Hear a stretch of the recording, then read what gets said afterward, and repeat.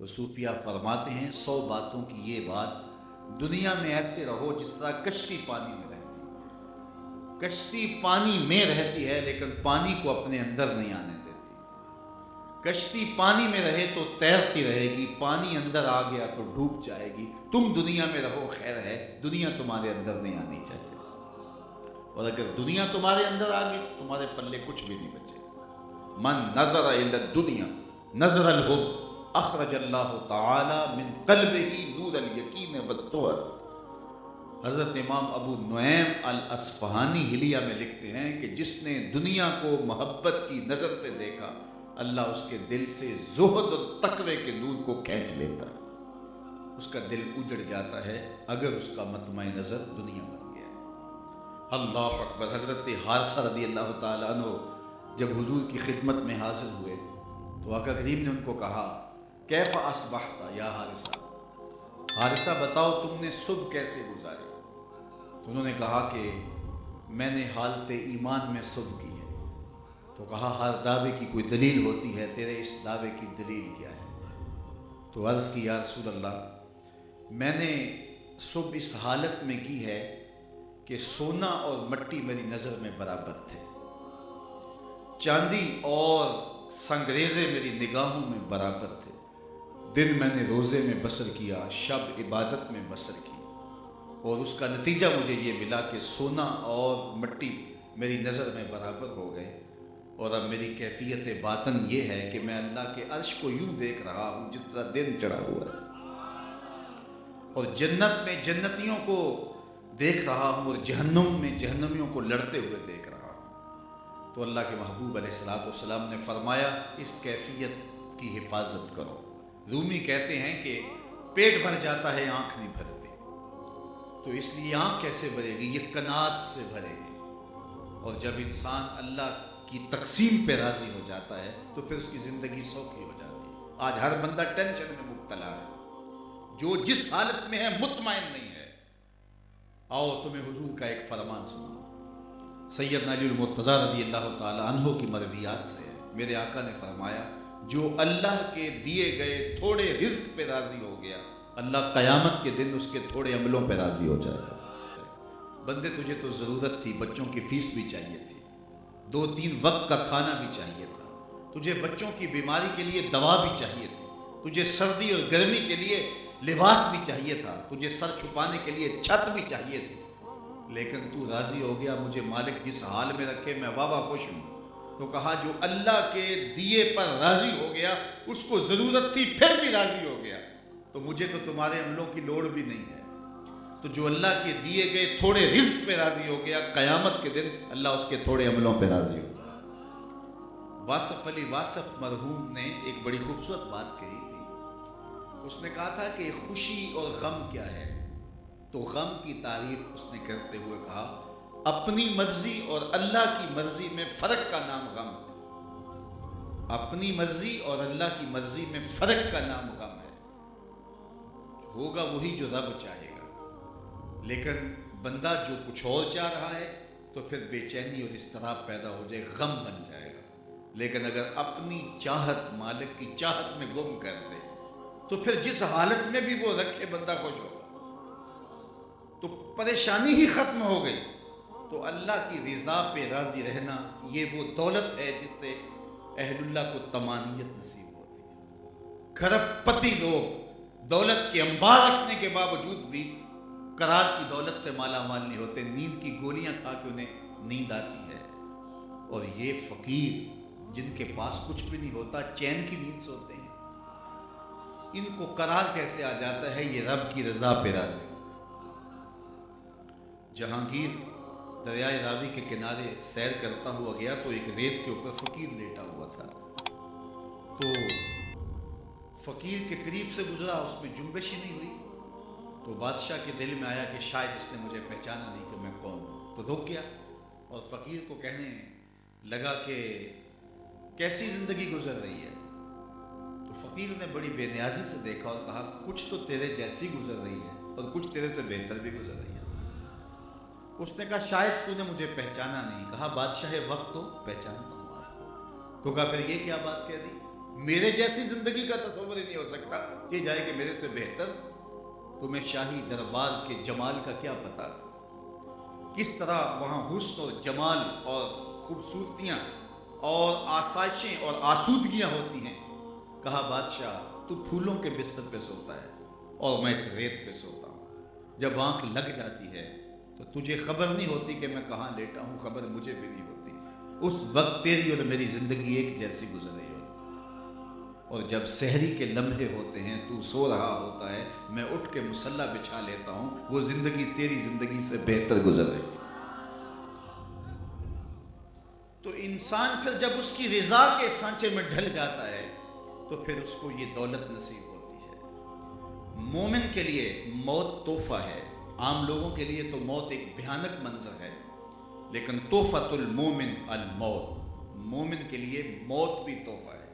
اس لیے جب اہل اللہ انتقال کرتے ہیں تو ماننے والے عرس مناتے ہیں اور اس شادی کو کہتے ہیں، کیونکہ یہ وصل محبوب کی گھڑیاں ہوتی ہیں۔ حضرت بلال حبشی کا جب آخری وقت آیا تو سانس ٹوٹنے لگی تو زوجہ سرہانے بیٹھی تھی، اس نے کہا واہ حسنا ہو، ہائے افسوس میرا شوہر مجھ سے جدا ہو رہا ہے، تو ابھی سانسیں باقی تھی، تو حضرت بلال حبشی نے پلٹ کے دیکھا، کہا یہ کیا بول رہی ہو، مجھے مبارک دو، میں اپنے آقا محمد عربی کو ملنے جا رہا ہوں۔ یہ تو وصل محبوب کے لمحے ہوتے ہیں، تو موت تو تحفہ بن جاتی ہے۔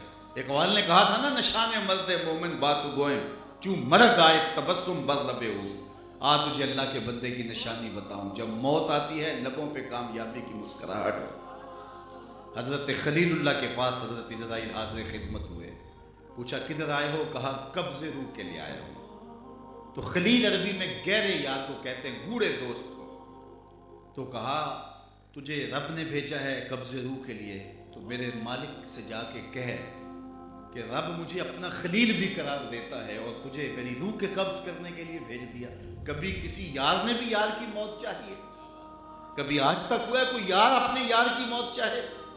تو جبریل واپس چلے گئے بارگاہ ازدی، مرض گزار ہوئے، مالک تیرے بندے نے یہ پیغام دیا، تیرے خلیل کا یہ پیغام ہے، بھلا کوئی یار بھی یار کی موت چاہتا ہے؟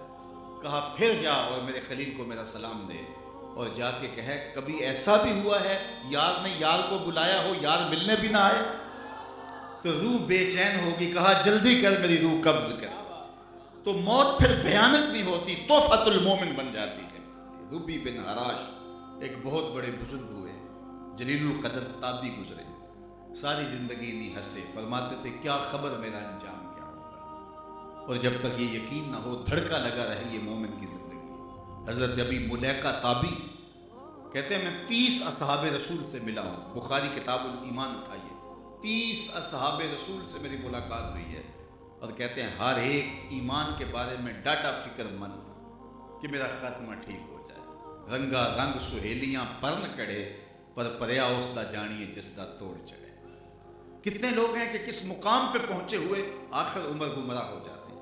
ہمارے سامنے بلعام بن باورہ کی مثال موجود ہے، بنی اسرائیل کا مستجاب الدعوات ولی تھا، اور جب ہاتھ اٹھا کے دعا مانگتا تو منہ پہ بعد میں پھیرتا، قبولیت پہلے ہو جاتی، اور پھر اسی کے بارے میں کہا گیا مثلہ کمثل الکلب، اس کی مثال کتے کی مثال ہے، زبان لٹک گئی، زمین چاٹتا تھا مستجاب الدعوات ولی، لیکن انجام اچھا نہ ہوا، نبی کے خلاف ہاتھ اٹھا دیے، برباد ہو گیا، سب کچھ سلب کر دیا گیا۔ قرآن نے کہا اس کی مثال کتے کی مثال ہے، اسی لیے میاں صاحب بولے پڑھنے اتے مان کرینا تے نہ آکھی میں پڑھیا، او جبار کا ہاتھ سداوے متا روڑ دے دودھ کڑیا۔ جب تک یہ یقین نہ ہو کہ میرا انجام کیا ہے، اتنی دیر تک دھڑکا لگا رہے، ڈر لگا رہے، یہ مومن کی زندگی ہے۔ انما الاعمال بالخواتیم۔ حضرت بایزید بستامی سے ایک بڑھیا نے پوچھا، حضرت ایک مسئلہ پوچھنے آئی ہوں، کہا پوچھئے۔ کہا میرے گدھے کی 2 مچھی ہے یا آپ کی داڑھی اچھی؟ یہ مسئلہ کوئی مجھے پوچھے پھر جانے کہاں پائے، لیکن بایزید رو پڑے، کہا بڑھیا تیرے اس سوال کا جواب فی الحال تو میرے پاس نہیں ہے، یہ تو مرنے کے بعد ہی بتا سکتے۔ حضرت بایزید بستامی کا انتقال ہو گیا 72 سال کی عمر میں، بڑھیا خواب میں ملی، خواب میں بایزید ملے حضرت بڑھیا کو، بڑھیا نے کہا حضرت میرا سوال اسی جگہ پہ کھڑا ہے، تو آپ نے اپنی داڑھی پہ ہاتھ رکھا اور کہا اللہ کا شکر ہے میرا خاتمہ ایمان ہو گیا، اب تیرے گدھے کی دم کو میری داڑھی سے کیا نسبت ہو سکتی ہے؟ تو بڑھیا نے کہا حضرت مجھے بتائیے آپ کے رب نے آپ کے ساتھ سلوک کیا کیا؟ تو سنیے حضرت بایزید نے کیا جواب دیا۔ کہتے جب میں مالک کے روبرو حاضر ہوا تو میرے مالک نے مجھے پوچھا، اے بوڑھے بتا میرے پاس کیا لے کر آیا ہے؟ تو میں نے جواباً عرض کی، مالک بادشاہوں کی چوکھٹ پہ جب فقیر آئیں تو بادشاہ فقیروں کو یہ تو نہیں پوچھا کرتے کہ کیا لے کر آئے ہو، فقیروں کو تو یہی پوچھا جاتا ہے کیا لینے آئے ہو۔ میں لے کر کچھ نہیں آیا، تیری رحمت کا سوالی بن کے آیا ہوں، اللہ نے بغیر حساب کے میری مغفرت فرما۔ تو جب تک یہ یقین نہ ہو کہ میرا انجام کیا ہے، بندہ مومن کا دل دہلتا رہتا ہے، نہ جانے اگلا لمحہ کوئی کمزور نہ آ جائے اور میرا خاتمہ ایمان پہ ہو جائے۔ تو یہ مومن کی زندگی۔ روبی بن حراش تابعی ہیں، ساری زندگی ہنسے نہیں، فرماتے تھے کیا خبر میرا انجام کیا ہو۔ میرے حضور نے فرمایا لو تعلمون ما عالم لضحکتم قلیلا ولبکیتم کثیرا، جو میں جانتا ہوں اگر تم جان لیتے تمہارے چہروں پہ مسکراہٹ نہ آتی، تم روتے ہی رہتے، ساری زندگی نہیں ہنسے۔ خیر وقت آخر آیا، روبی بن حراش کا انتقال ہو گیا۔ ان کے بھائی ربی بن حراش غسال کو بلا لائے کہ میرا بھائی فوت ہو گیا، انہیں غسل دے دو۔ وہ غسل خانے میں داخل ہوا، غسال تو فوراً باہر واپس آ گئے۔ کیا ہوا ہے؟ کہا یا تیرا بھائی بڑا عجیب ہے۔ ہوا کیا ہے؟ کہا نحن نغتسلہ وہو یتبسم، ہم اسے غسل دیتے ہیں یہ آگے سے مسکراتا۔ کہا میرے بھائی نے قسم کی تھی جب تک اچھا انجام نہیں دیکھوں گا نہیں مسکراؤں گا، تو آج مرنے کے بعد مسکرا رہا ہے تو اس نے انجام بخیر دیکھ لیا ہے۔ پورے شہر میں شور مچ گیا کہ ایک شخص مرنے کے بعد مسکرایا ہے۔ بعض نے کہا وہ گھڑی ہوئی کہانیاں ہیں، بھلا بندہ مرنے کے بعد بھی مسکرا سکتا ہے؟ بعض نے کہا یار بندہ تو اچھا تھا۔ ایک بہت بڑا ہجوم اکٹھا ہو گیا اور ان کے گھر کا رخ کرتا ہے۔ کچھ شوق دیدار میں چل پڑے، کچھ محض تماشائی ہیں، کچھ تیکھے تیکھے سوال لیے کہ اہل خانہ سے پوچھیں گے کیا ہوا کیسا ہوا، کچھ ہنسنے کے لیے تمسخر اڑانے کے لیے ساتھ چل پڑے، ملے جلے جو لوگ، اور ایک بہت بڑا طوفان ان کے گھر کا رخ کرتا ہے۔ اتنے میں انہیں غسل دے کے چادر چارپائی پہ ڈال کے کفن بھی اڑایا جا چکا تھا۔ لوگ داخل ہوئے قبل اس سے کہ کوئی سوال اٹھاتا اور اہل خانہ جواب دیتے۔ روبی بن حراش جو فوت ہو گئے انہوں نے کفن ہٹایا اور ہاتھ باہر نکالا اور آنے والوں سے مخاطبہ کرتے ہوئے کہا السلام علیکم۔ لوگ حیرت میں ڈوب گئے، وعلیکم السلام اتتکلم بعد الموت، عجیب بات ہے مرنے کے بعد باتیں کر رہے ہو؟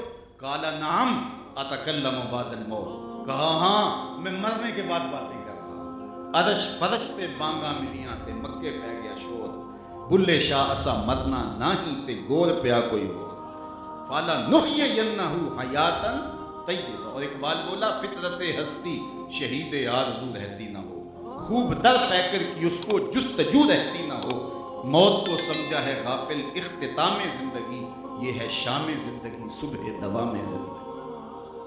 لوگوں نے کہا تھے رب نے تیرے ساتھ سلوک کیا کیا؟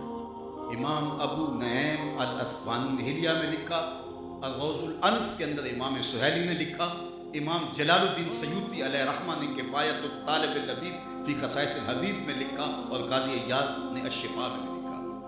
لوگوں نے کہا بتاتے رب نے تیرے ساتھ سلوک کیا کیا؟ تو روبی بول کے کیا کہتے ہیں، استقبلانی ربی غیر غضبان واستقبلانی بروح باریحان، اس کے قدرت والے چہرے پہ کوئی غصہ نہیں تھا، اس نے روح و ریحان کے پھول میرے گلے میں ڈالے۔ لوگوں نے باتیں پوچھنا شروع کر دی، شکر ہے کہ مرنے والا بول پڑا ہے، کوئی ادھر کی بات پوچھ رہا ہے کوئی ادھر کی بات پوچھ رہا ہے۔ جب سلسلہ کلام طول پکڑنے لگا تو روبی بن حراش بول کے کہنے لگے اجلوا بی ولا تؤخروا بی لأن ابا القاسم ينتظر علی الصلاۃ، دیر نہ کرو مجھے جلدی قبرستان میں لے جاؤ، تم مجھے باتوں میں لگا رہے ہو، امام الانبیاء میرے جنازے کا انتظار کر رہا۔ فَلَنُحْيِيَنَّهُ حَيَاةً طَيِّبَةً، کہا جب تم میرے ہو جاؤ گے تو میں ستھری پاکیزہ زندگی دے دوں گا، یہ زندگی بھی خوشگوار گزرے گی، برزخ کی زندگی بھی خوشگوار گزرے گی، اور حشر کے دن بھی لوگ ایڑیاں اٹھا اٹھا کے تمہیں دیکھیں گے، اور جنت میں جو مقامات رفیع ملیں گے وہ تو پھر تمہارا مقصود خاص ہوگا۔ تو جو میرے ساتھ وابستہ ہو جائے، آصال اعمال کا حسن جمال جس کو نصیب ہو جائے، اور ایمان کی شرط کے ساتھ، چاہے وہ مرد ہو چاہے وہ عورت ہو، شرط ہے کہ وہ مومن ہو، تو اسے حیات طیبہ ستھری اور پاکیزہ زندگی بخش دیتے ہیں۔ فقیر نام دنا دا باہو قبر جنا دی جیوے، وآخر دعوانا ان الحمدللہ۔